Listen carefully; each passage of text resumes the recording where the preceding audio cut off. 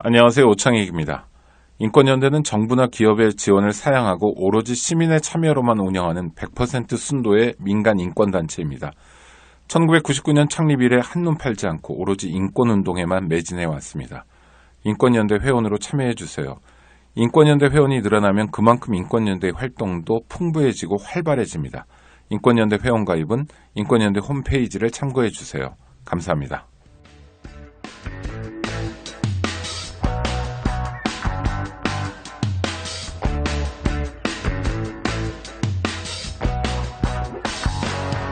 네, 안녕하세요. 인문학 산책 도시의 발견 세 번째 시간입니다. 오늘은 이 도시를 움직이는 힘이 무엇인지 생각해 보겠습니다. 무엇이 도시를 움직일까? 무엇이 도시를 지배할까? 도시를 움직이는 힘은 무엇일까? 제가 도시는 정치다 라는 제목 말씀드린 적이 있죠. 그렇습니다. 어쩌면 도시를 움직이는 힘은 정치일지 모릅니다. 정치 권력, 자본 권력이 한 몸이 되어서 움직인다면 절대 강자가 되죠. 도시를 무엇이 움직이는지를 우리가 알아야 우리가 원하는 도시를 만들 수 있습니다. 얀겔의 위대한 실험이라고 하는 영화가 있었습니다. 얀겔은 덴마크의 건축가 그리고 도시설계가죠. 이 얀겔과 그의 동료들, 겔 아키텍트의 동료들이 세계 여러 도시들에서 했던 아주 흥미로운 실험들을 소개하는 영화죠. 우리나라 EBS 국제 그 다큐 영화제의 출품작이기도 하죠.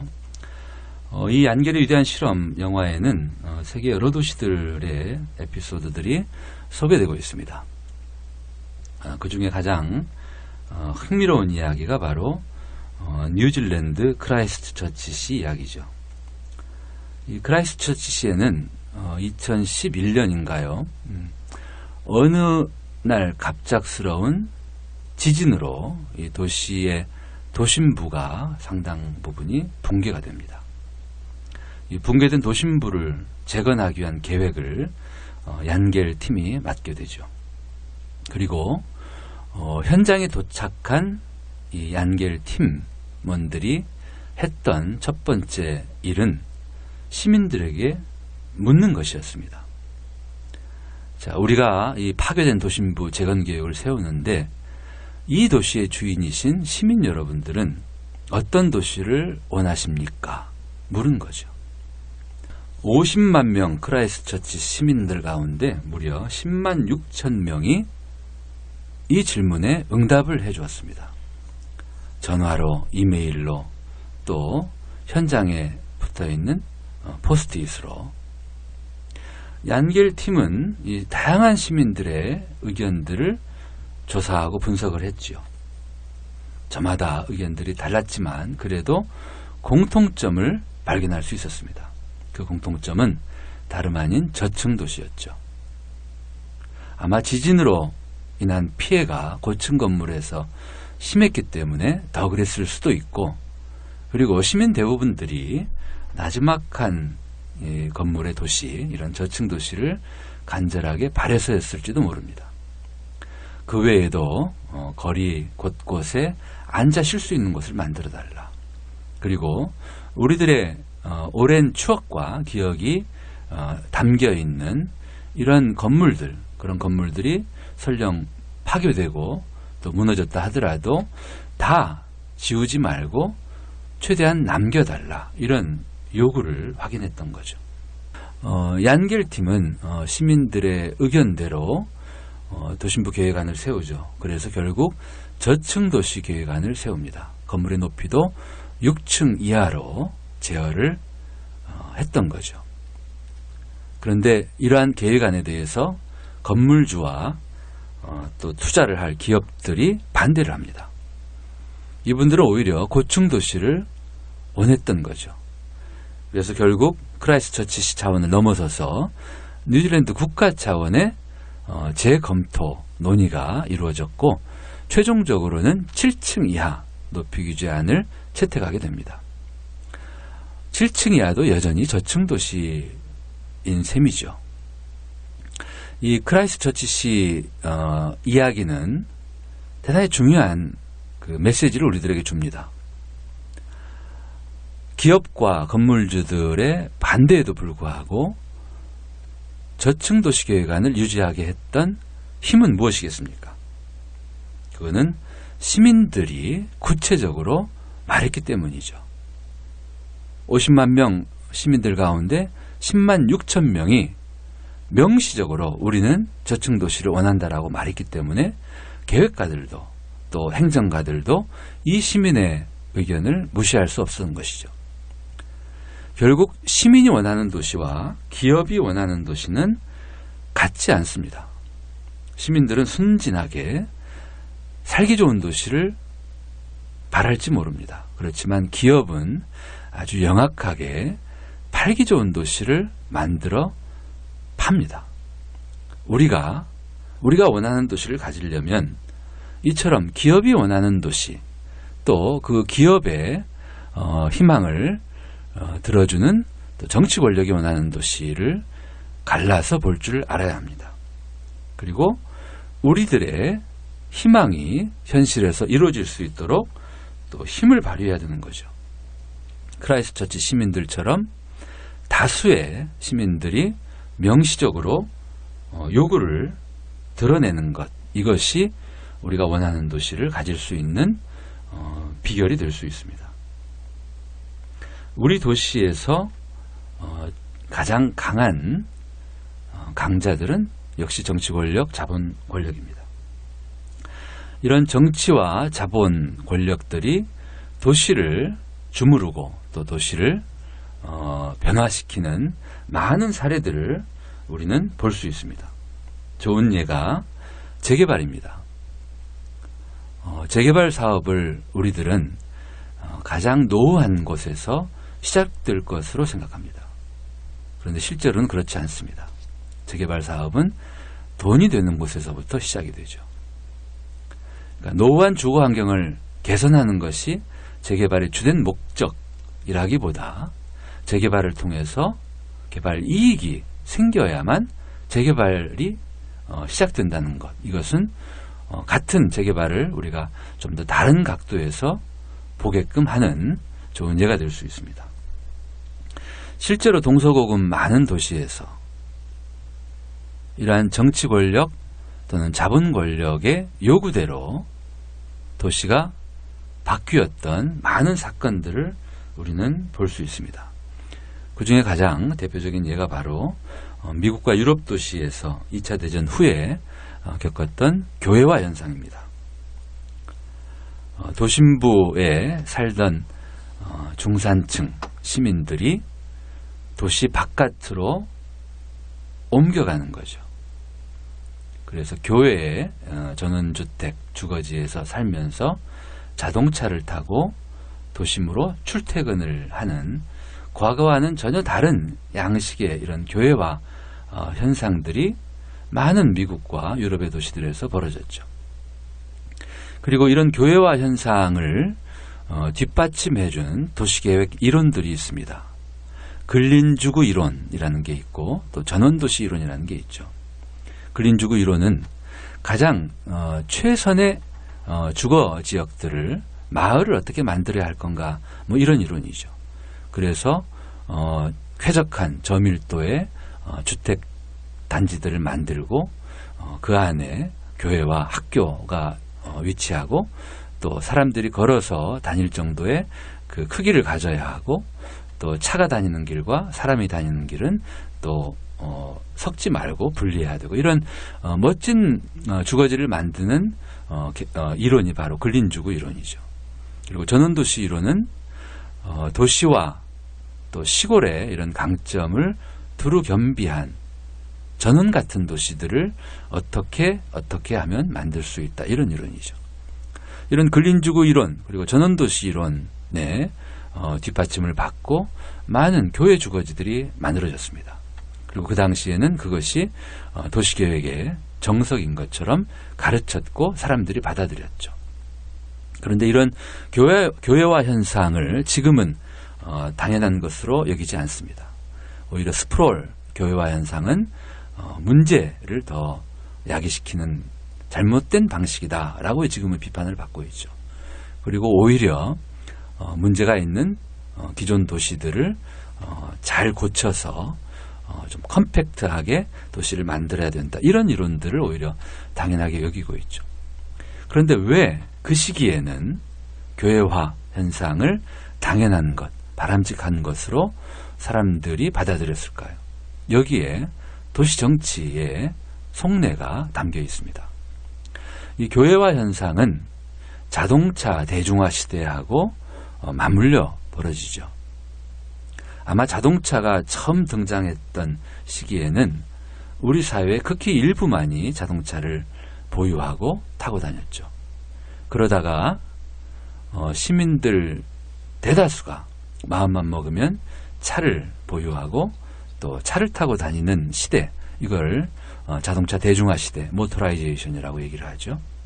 자, 이 자동차 대중화 시대를 맞으면서 교회화 현상이 벌어집니다. 왜 그랬을까요? 아마 교회화 현상을 가장 간절히 바랬던 사람들이 있었을 겁니다. 그중 하나는 자동차 회사였을 거예요. 자동차를 살 사람들이 밀도가 높은 도심부에 계속 머물러 있다면 자동차를 사고 자동차를 이용할 일들이 많지 않았겠죠. 그렇지만 이 도심부에서 멀리 떨어진 교외의 주거지에 이주를 해서 산다면 자동차 없이는 살 수 없죠. 그래서 마이카의 로망과 교외 전원 주거지의 로망이 같이 맞물려서 이 중산층 시민들을 유혹했던 것이죠. 그리고 교외 전원 주거지들이 개발이 된다면 주택 건설 회사들도 이익을 얻었을 것입니다. 자동차를 보유한 사람들이 매일같이 이용을 해야 되니까 정유회사들의 이해관계도 맞아떨어졌을 것입니다. 그리고 도심부에 살던 사람들이 교외 주거지에 옮겨간 뒤로 생활의 패턴도 많이 달라졌겠죠. 주말이 되면 쇼핑을 해야 됩니다. 왜냐하면 교외 주거지에는 상점들이 많지 않으니까. 그래서 다시 주말에는 차를 타고 대형 마트에 가서 장을 봅니다. 예전에 도심에 살 때는 매일 저녁 퇴근길에 그날 먹을 찬거리를 사가지고 와서 해먹으면 되니까 쇼핑을 많이 할 필요 없었겠지만 주말에 대형 마트에 가서는 이제는 일주일치 음식과 여러 가지 생활용품들을 사야 되기 때문에 이 쇼핑 양도 많아집니다. 그리고 그러한 물건들, 음식들을 보관해야 하기 때문에 냉장고도 아마 커졌겠죠.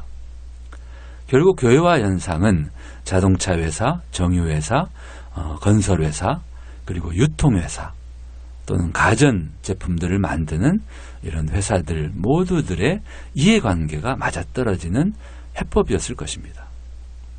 교회화가 도시의 가장 바람직한 해법이어서가 아니라 자본과 정치 권력의 이해관계를 충족시키는 최선의 해법이어서 그런 현상들이 벌어졌겠죠. 이처럼 우리 도시에서는 이런 정치와 자본의 이해관계에 따라서 벌어지는 일들이 많습니다. 그렇지만 그렇다고 속내를 그대로 드러내지는 않겠죠.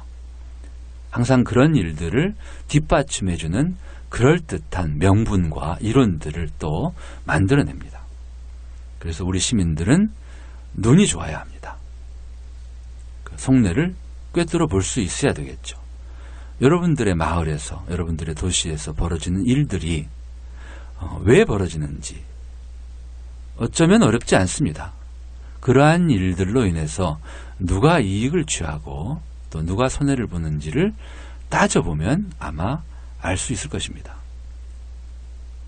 4대강 사업이라든지 또는 뉴타운 사업이라든지 또는 재개발 사업 같은 것들도 좋은 예가 될 겁니다. 정부가 또는 도시가 많은 예산을 들여서 벌이는 이런 프로젝트들을 통해서 누가 이익을 얻고 누가 손해를 보는지를 우리가 판단할 수 있다면 도시정치의 속내를 우리가 알 수 있겠죠.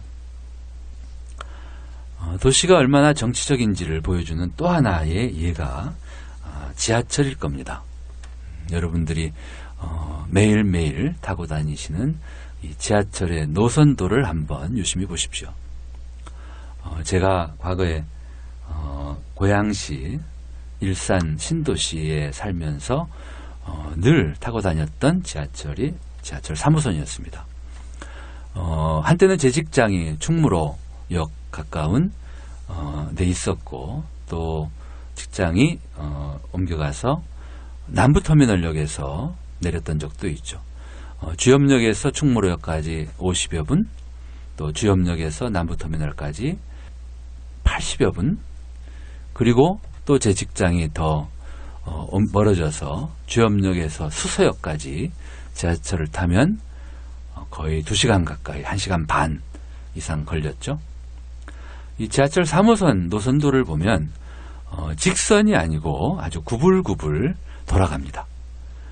서울의 서북부죠. 이 고양시에서 출발해서 서울의 동남부 수서역을 지나서 오금역까지 가는 이 노선이 직선으로 만약에 났었다면 지금보다도 훨씬 시간이 줄었을 겁니다.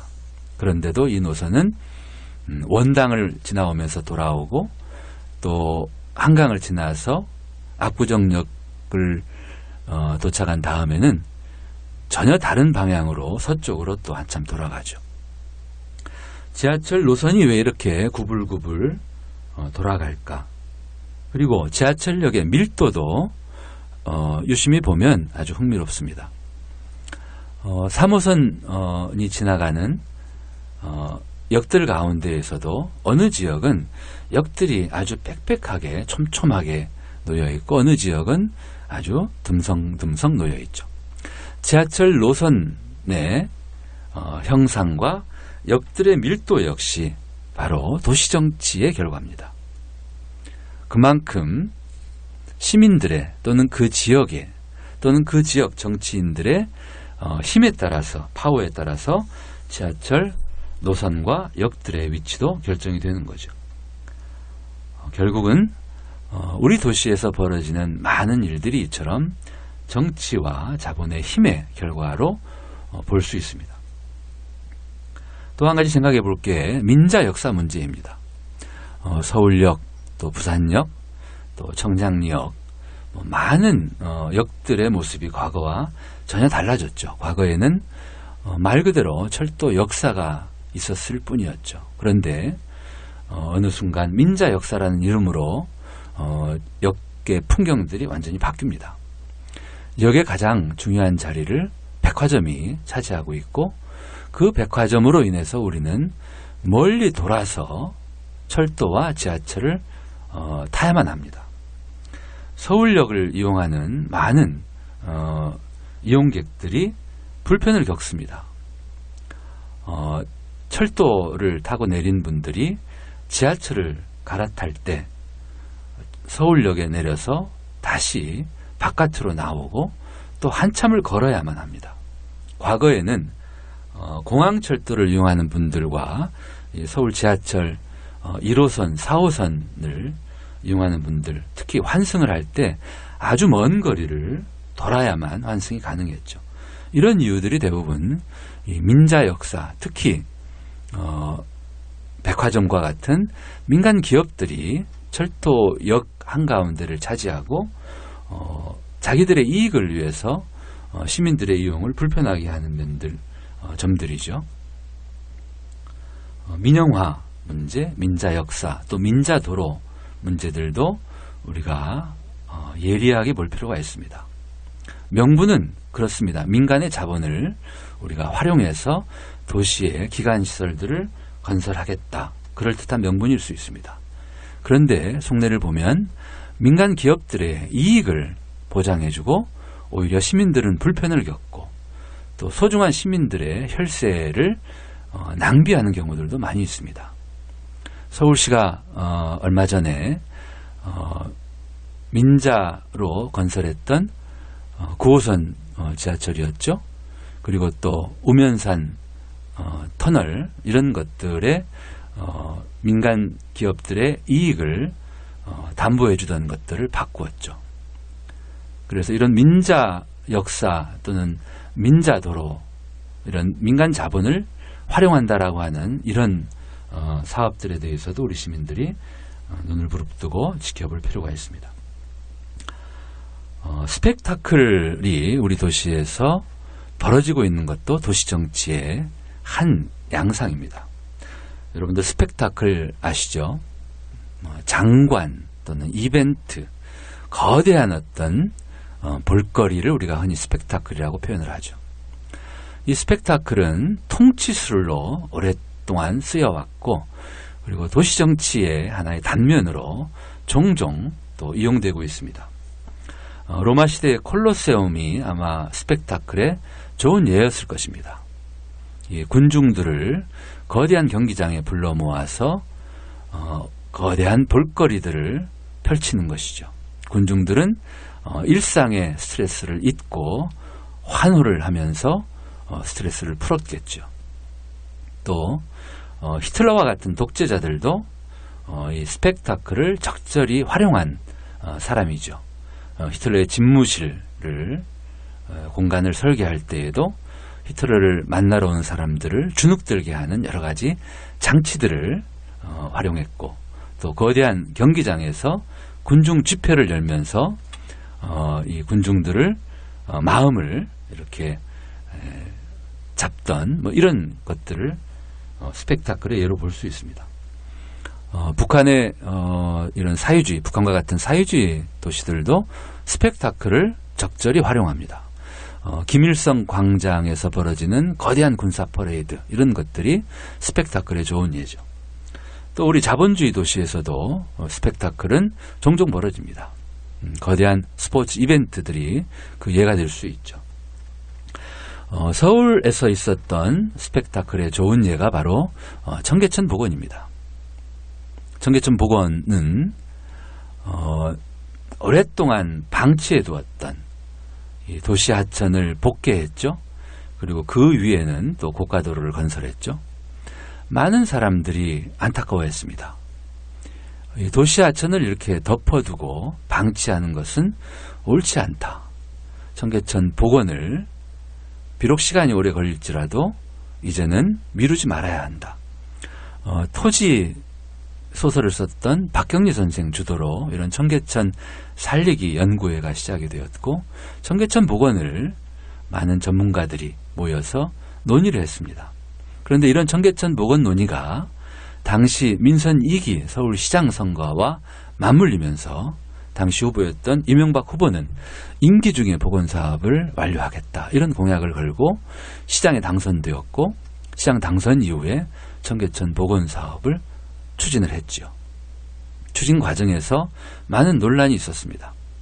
청계천 복원은 역사 복원, 그리고 환경 생태 복원이라고 하는 것이 어쩌면 가장 중요한 이 복원 사업의 과제였을 겁니다. 그런데 임기중 복원 공약을 내걸었던 이명박 시장은 역사 복원에 해당되는 구체적인 과제들을 다 외면했죠.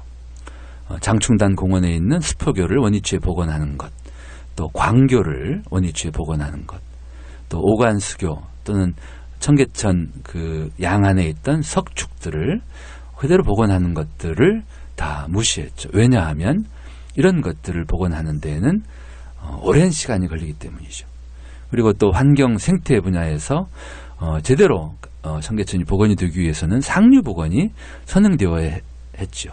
그런데 이것도 역시 무시하고 한강을 끌어서 물을 흘려보내는 쪽으로 결정을 했고, 많은 역사학자들, 생태학자들, 청계천 복원 시민위원회에 활동했던 분들이 반발하고 시민위원회를 탈퇴를 했죠.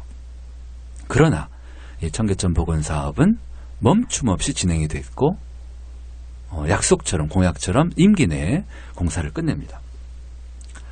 이 청계천 복원 사업을 바라보는 견해는 다릅니다. 전문가들 그리고 대중들은 서로 다른 눈에서 보는 거죠. 전문가들은 복원을 명분으로 한 개발 사업이다. 그리고 거대한 어항을 만들었을 뿐이다. 이렇게 비판적으로 보기도 합니다만 대중들은 불가능한 일을 밀어붙인 리더십으로 보기도 합니다. 결국 대중들의 눈높이를 예리하게 간파했던 이명박 시장은 이 청계천 복원 사업을 마무리하고 그걸 계기로 대통령에 당선이 되죠. 이처럼 도시에서 벌어지는 이런 스펙타클들은 대중들의 눈높이, 대중들의 마음을 사로잡기 위한 것일 수도 있습니다. 우리 시민들이 도시에서 벌어지는 이런 거대한 프로젝트들을 어떻게 볼 것인가? 정치 권력, 자본 권력들이 원하는 방향으로 바라볼 것인가? 아니면 다른 방향에서 볼 것인가? 이것도 도시를 움직이는 힘, 도시 정치를 우리가 파악하는 좋은 예가 될 것입니다. 예, 도시를 움직이는 힘 가운데 요즘 많은 문제들로 이렇게 지적하고 있는 젠트리피케이션도 여기에 포함될 수 있습니다. 젠트리라고 하는 것은 귀족 계급을 뜻하는 단어죠. 사람들이 전혀 관심을 두지 않던 외면받던 동네가 사람들의 관심을 받고 또 방문객들이 늘고 소위 뜨는 동네로 바뀌게 되는 것. 좋은 일일 수도 있겠죠. 어느 동네, 어느 지역의 가치가 인정받는 것이고 그 지역이 주목받는 것이니까요. 그런데 문제는 그런 변화 과정에서 원래 거기에 살던 분들이 밀려나는 현상, 이런 거를 우리가 젠트리피케이션이라고 부르죠. 아마 서울의 북촌 한옥마을, 또 요즘 뜨고 있는 서촌, 또 연남동, 경리단길, 또 성수동, 이런 지역들이 대부분 다 이런 젠트리피케이션의 문제를 겪고 있는 지역들입니다.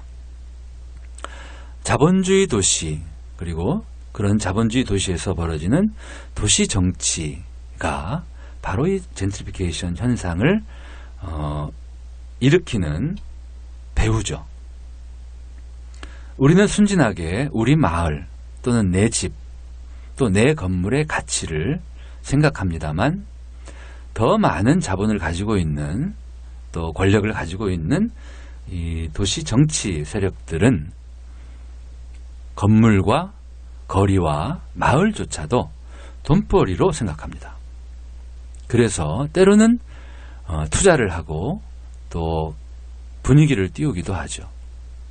그런 상황에서 우리는 내 집이, 내 동네가 각광을 받는 그 기쁨에 도취하죠.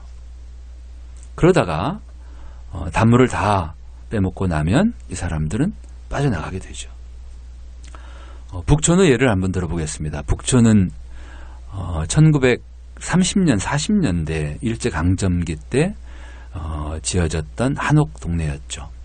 그리고 이 북촌의 한옥은 이 조선시대에 지어진 한옥과 달리 3, 40평 그렇게 크지 않습니다만 1960년대 북촌 지역은 서울에서 잘 사는 사람들의 마을이었습니다. 그런데 강남 개발이 되면서 이 북촌의 한옥을 팔고 강남으로 이사를 가서 아파트에 살게 되는 분들이 있었겠죠. 그 당시만 해도 북촌 한옥 한 채 값은 강남 아파트 값보다도 비쌌죠.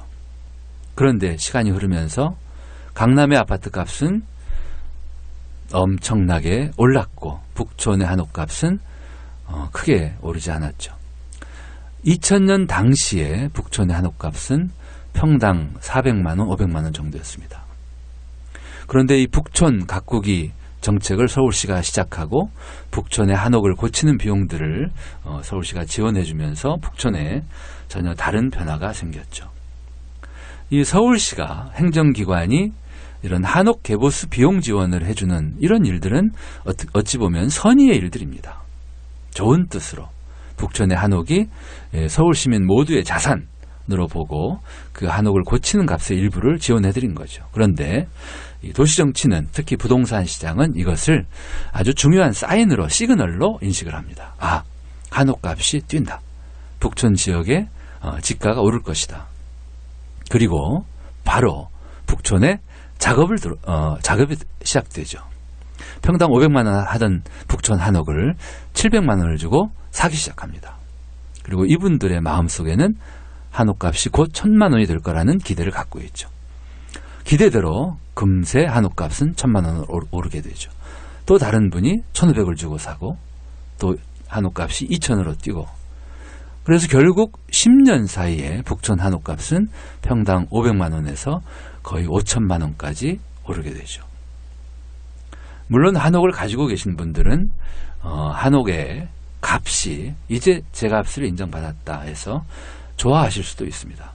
그런데 한옥이 좋아서, 북촌이 좋아서 살던 세입자들은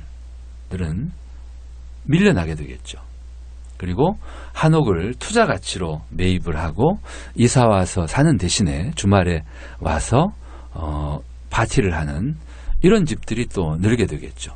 결국 주중에 저녁에 가보면 불 꺼진 한옥들이 늘게 되죠. 이런 현상들이 이를테면 젠트리피케이션입니다. 이 젠트리피케이션을 어떻게 우리가 대처할 수 있을까? 우선은 이 행정기관의 역할도 중요합니다. 서울시와 같은, 또는 종로구청과 같은 행정기관은 어느 지역에 이런 젠트리피케이션 현상이 빠른 속도로 진행되는 것을 좀 지연시키고 또는 방지할 수 있는 힘을 어느 정도 가지고 있습니다. 행정기관이 가지고 있는 어떤 규제 또는 지원, 재정 지원 같은 이런 수단들을 통해서 제어할 수가 있죠. 그렇지만 행정기관의 역할은 도우미 정도 역할에 머뭅니다. 결국 젠트리피케이션에 대처하는 가장 중요한 역할은 그 지역의 주민들에게 달려 있습니다. 문제는 어느 마을에 살고 계시는 주민들의 마음이 저마다 같지 않다는 데 있죠. 건물주의 마음과 그 건물에 새들어 사는 세입자의 마음이 같을 수 없죠. 젠트리피케이션 현상으로 임대료가 올라가면 건물주는 좋아할 수 있습니다. 그렇지만 그 건물에 새들어서 장사를 하는 임차 상인들은 좋아하지 않겠죠. 이처럼 한 마을에 사는 주민들의 서로 다른 마음들을 어떻게 모을 것인가. 내가 지금 건물주고 나는 임대료를 더 많이 받는 것이 중요할 수 있지만, 또 우리 마을이 급속도로 변화하는 것보다는 오래오래 서서히, 그리고 오래오래 좋은 마을로 가는 것이 더 중요할 수도 있겠죠. 지역에 따라서는 이런 건물주들이 임차 상인들과 협의를 해서 이 임대료를 올리는 것들을 좀 자제하는 이런 협약을 맺는 곳들도 있습니다. 결국 젠트리피케이션은 도시 정치의 결과고 현상이고, 자본 부동산 시장들이 쓰나미처럼 다가와서 치고 빠지면서 그 지역을 초토화시킬 수 있습니다. 여기에 대응하기 위해서는 우리 주민들이, 그 지역에 살고 계시는 분들이 뭉쳐야 합니다. 이 도시 정치를 좌우하는 정치 자본 권력들은 그 힘은 거의 무소불입니다. 그런 절대 강자들과 맞서서 대응하기 위해서는 뭉치는 방법밖에는 길이 없죠. 그런데 안타깝게도 북촌이나 또 인사동이나 또 어느 지역이나 가서 보면 주민들끼리 서로 분열되고 또 서로 다툽니다. 또 한 팀이 되어야 할 행정과 주민들이 작은 일들로 서로 빈정상하고 또 서로 갈등을 빚죠. 주민들이 뭉치지 못하고 행정과 주민이 파트너십, 한 몸처럼 대응하지 않는다면 이 젠트리피케이션 현상 앞에 우리는 백전백패 할 수밖에 없을 것입니다. 결국 도시는 정치입니다. 이 정치적으로 움직이는 도시에 대응하려면 우리 시민들도 정치적이어야 합니다. 이런 도시 정치 현상을 꿰뚫어 보고 도시에서 벌어지는 여러 가지 일들의 그런 정치적 속내를 우리가 알고 대응해야 되겠죠. 시민들은 힘이 없습니다. 그렇지만 시민들에게도 무기가 있습니다. 그 무기는 바로 수입니다. 시민들은 다수 1000만 서울 시민들이 뭉친다면 그 어떤 정치 권력, 자본 권력과도 당당하게 맞설 수 있을 것입니다. 시민들이 도시의 주인답게 주인 노릇을 하고 또 다양한 생각을 갖는 시민들이 서로 소통하면서 또 합의하고 뭉칠 수 있다면 이 도시 정치를 시민의 편에서 변화시킬 수 있을 것입니다. 네, 오늘은 여기까지 하겠습니다. 고맙습니다. 안녕하세요. 장발장은행의 대표를 맡고 있는 홍세화입니다. 200만원, 300만원 벌금을 내지 못해 감옥에 갇히는 분이 매년 4만 명이 넘습니다. 장발장은행은 이분들에게 무이자 무담보로 대출을 해주고 있습니다. 장발장은행을 후원해 주시기 바랍니다. 실로 모든 게 엉망으로 치닫는 듯한 세상입니다마는 스스로 아름다워지는 데에 경연쩍어 하지 않기를 바랍니다. 고맙습니다.